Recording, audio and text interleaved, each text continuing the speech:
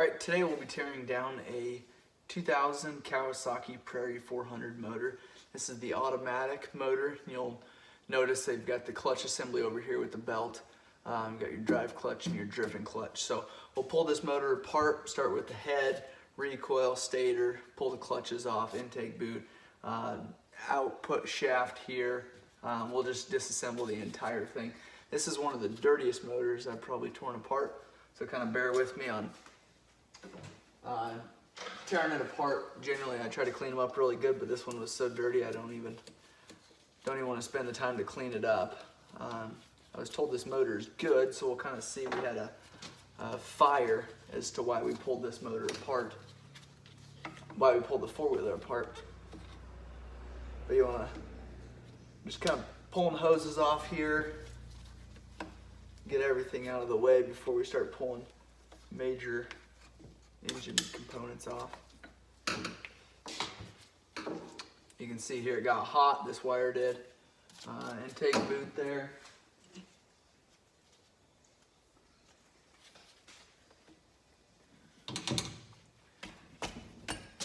We'll use a 5mm Allen.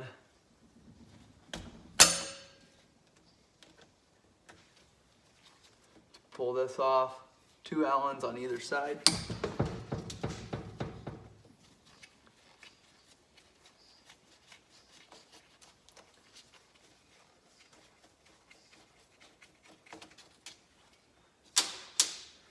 And then we'll start pulling this head off. So a lot of 8mm bolts here, 10mm, and then we've got your cam chain tensioner here. We'll go ahead and pull that off first. That way there's not pressure on that cylinder head when we go to pull that off. So two 10mm bolts. A lot of times what I'll do then is just take it and tap on it. It's spring loaded because of putting tension on that cam chain. It just pop right out of there. A lot of times these intake boots will rip, so you just want to inspect that really good before going back together. Make sure that O-ring in there is good. Pull this oil line off here, 10mm bolts. That'll have to come off before the head does.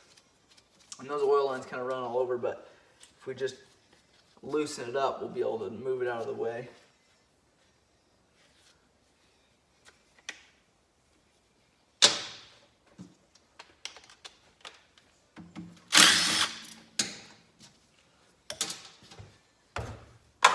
Alright, and then we'll start pulling off the head here and all those 8mm bolts.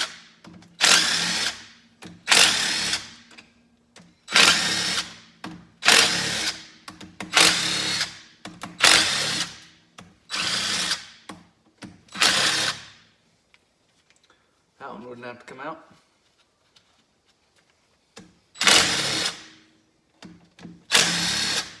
Then you actually have to pull these covers, the valve inspector cover or the valve adjuster covers, to get these two out.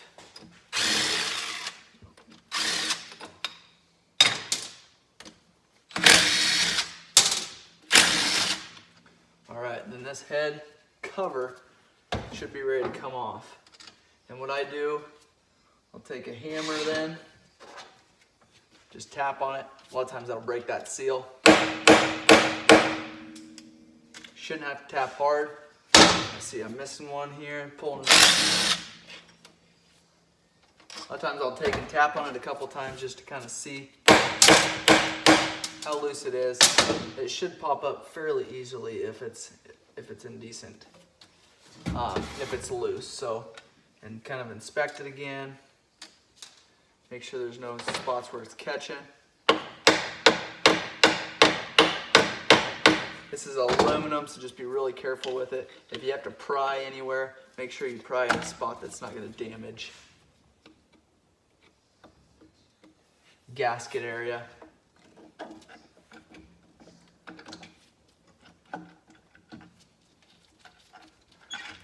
And there is the cylinder head. There's a cam shaft here, the sprocket. We've got your rockers here, if you can see those. On kind of keep that together. Now we've pulled the cam chain tensioner, so this cam chain will be fairly loose, but sometimes not loose enough to get it off of here.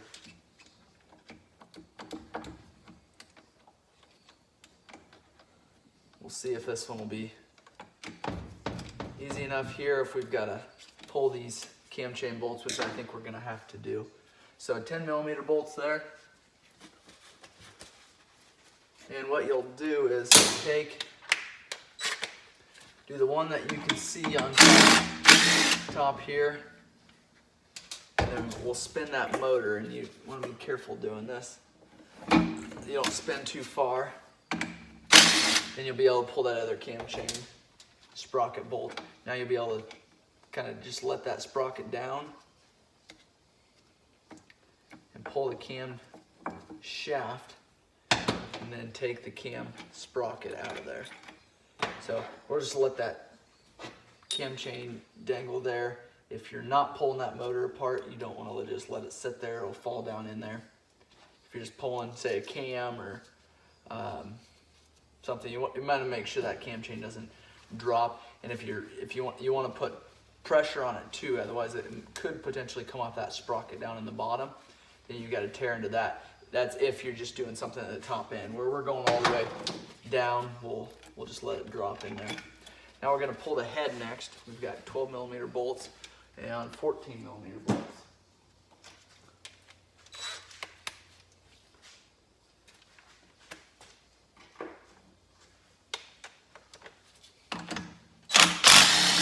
Going back together, these will all be torqued.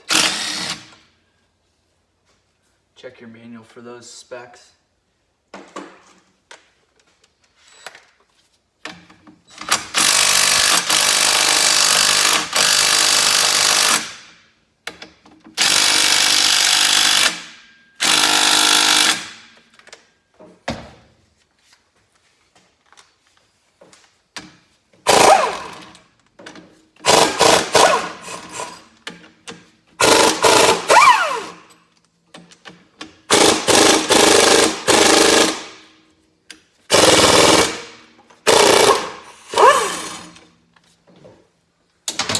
Those four are out. Now we're going to have to pull that exhaust because we didn't do that.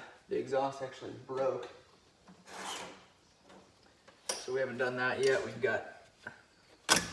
Whoop.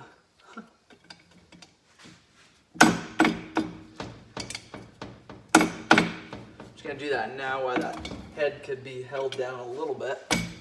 But I can see that head is already loose. So... go ahead and pull these 4 12mm nuts off of here.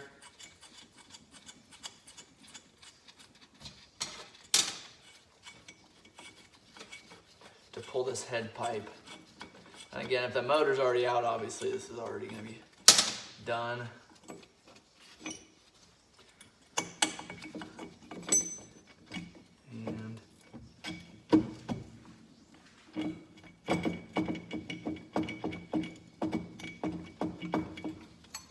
There's the headers there. Broke off. We'll keep these nuts. Trash that header there. You've got your head bolts here, and there'll be 4 of the 14mm and 2 of the 12mm, smaller ones, and then we'll be ready to pull that head off there. And there's the underside of that. There's the intake valves here, the exhaust valves here. So we're going to set that here, let some of that oil drain out of there. While we pull the cylinder, we will, here's the head gasket here. Pull this off, and we'll pull one of the cam chain guides out of there.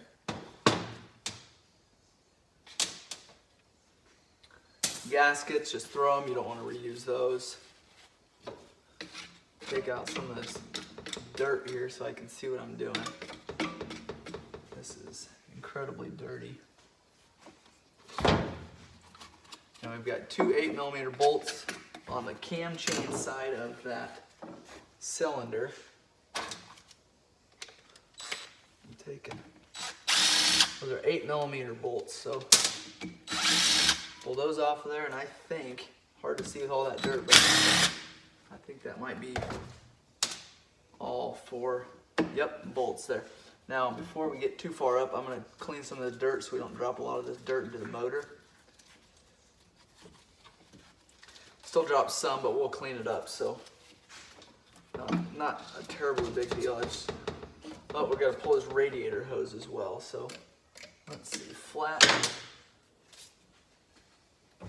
screwdriver here.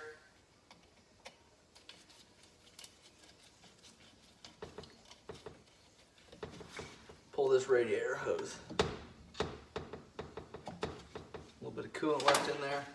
Now that cylinder's ready to come off. I'll flip this upside down. Make sure there's no scoring on there. Make sure it's not out of round. This cylinder looks to be in really good condition. And that was what we were told, that it did run. So we're hoping that it is in really good condition. And then we'll go ahead and pull this piston off of here. Now what I do is take a flat screwdriver, a small flat screwdriver, a pick, get in behind that circlip, kind of pop that circlip out of there. There's a groove that you can get in behind there. Keep your thumb right there so it doesn't go flying, but then you'll be able to just push that pin out of there. And if you can't push it out, then your pin's probably damaged or your crank's probably damaged. Should just kind of slide in and out of there fairly easily. We're going to keep this piston with the cylinder since those are both in really good condition. So I'm going to put that circlip back in there. Just kind of set it in the groove. I take the screwdriver, push it down. So you're all set there with that. Then we will go ahead and pull recoil off. We're going to pull this oil line off of here, get it out of the way. Pull the starter off. I'm going to do that now. Looks like 10 millimeters.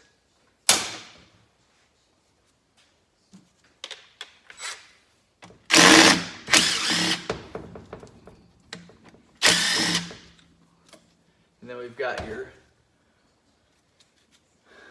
wire here, generally a 10 millimeter nut on the top.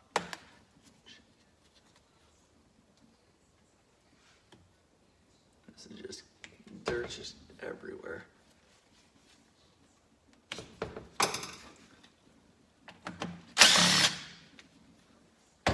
And the starter is supposed to be good, so we'll test that, and the way you do that is just hook it up to a good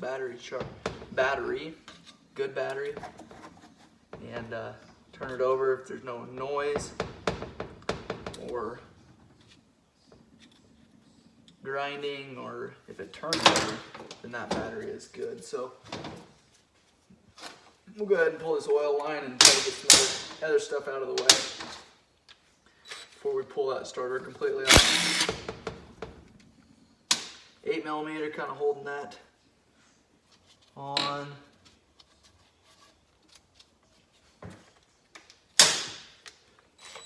$10 millimeter, where did I see that at? Guess we're looking for 12 now. These are all held banjo bolts that allow oil to flow through them.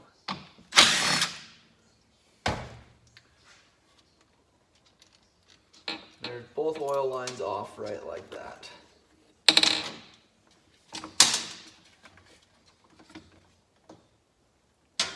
We'll let those drain there, and we'll continue pulling stuff apart here. Finish pulling the radiator hose off, going down to the water pump cover, the impeller cover, another flat clamp. The hoses have gotten hot because of this fire that they said happened. Don't want to reuse those. Just weakens of them. Another vent hose here, your crankcase breather hose. Got your gear shift linkage here.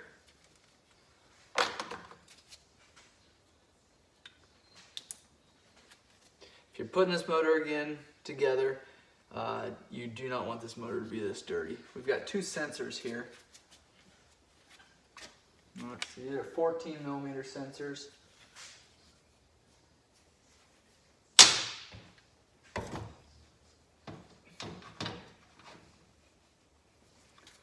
Pull these out.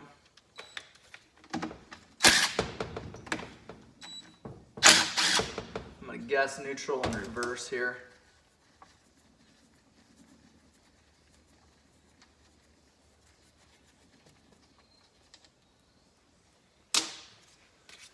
Alright, we're going to pull this recoil starter off, 8mm bolts there.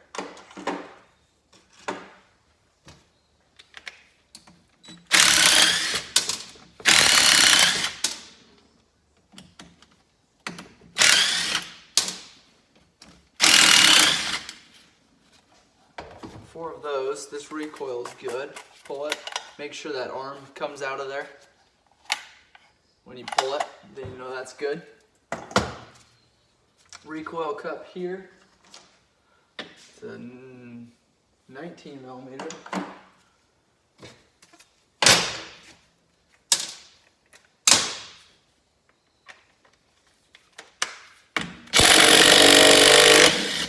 Gotta make sure you don't turn this. Make sure this doesn't spin. If it does spin, there's an awful good chance you'll break that engine case down here. So you want to make sure that doesn't spin. Here's your recoil cup. There's a keeper here, a key. And make sure that key is in place. Otherwise that'll just spin on your crank. So we'll go ahead and pull this stator cover. Well, let's pull the clutches first. That way we can tip that motor up a little bit easier.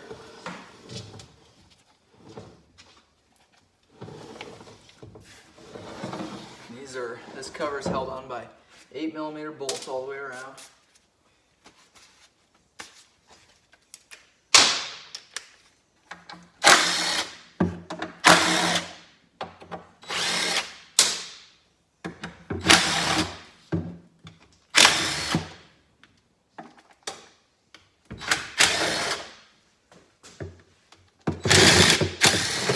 Alright, 7 8mm bolts all the way around there. No idea what this looks like. Maybe we had a mouse in here. We'll clean this out. This foiler's been sitting for a little while. The mouse is a pretty easy place to get down into. Belt and clutches look to be in decent condition. You can check the belt for, or the clutch for grooving. And then there's a lot of other components that goes into a belt, so make sure and look that over really good. All right, excuse me, into a clutch. There's buttons here. There's the weights right here. You can make sure all those are in good condition before going back together and replaced if need be. This bolt here for this clutch is a reverse thread, so you actually clockwise to loosen it. It's a 19mm. And there's your clutch bolt there. Then you've got a puller here that you run in. And this one happens to be a 19mm. And this shall turn regular threads.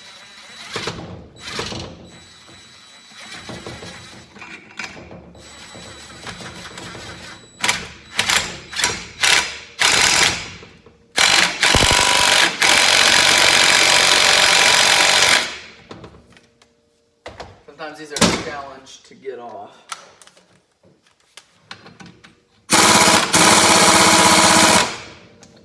Now what I like to do is then take a smaller socket here, put it over the end, take a hammer, while it's got pressure on it, just slam the end of that, tighten it again.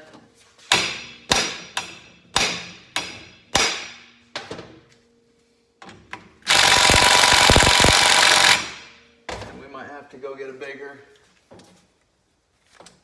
impact.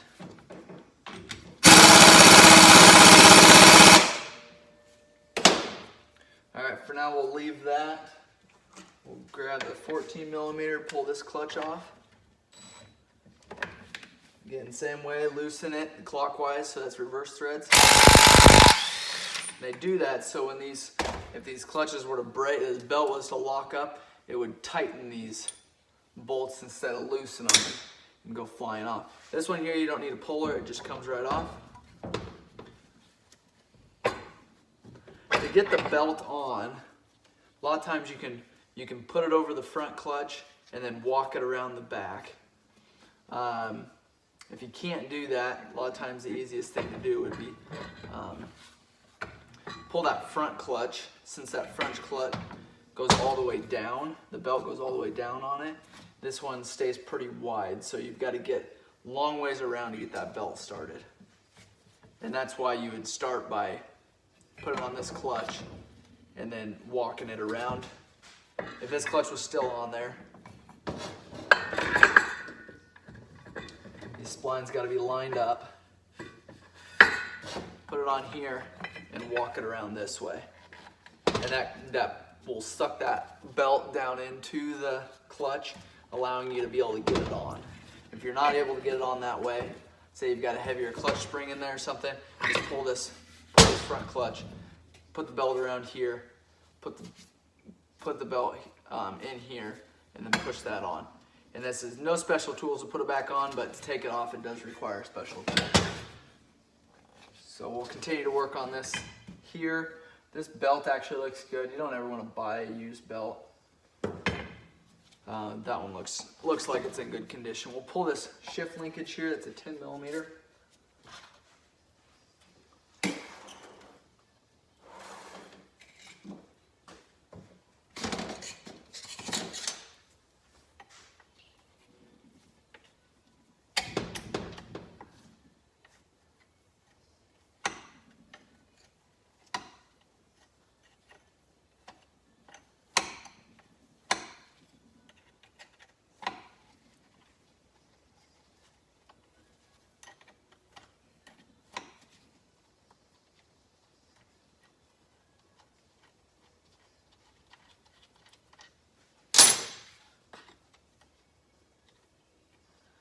Just lift that arm off of here. We're going to leave this rod connected.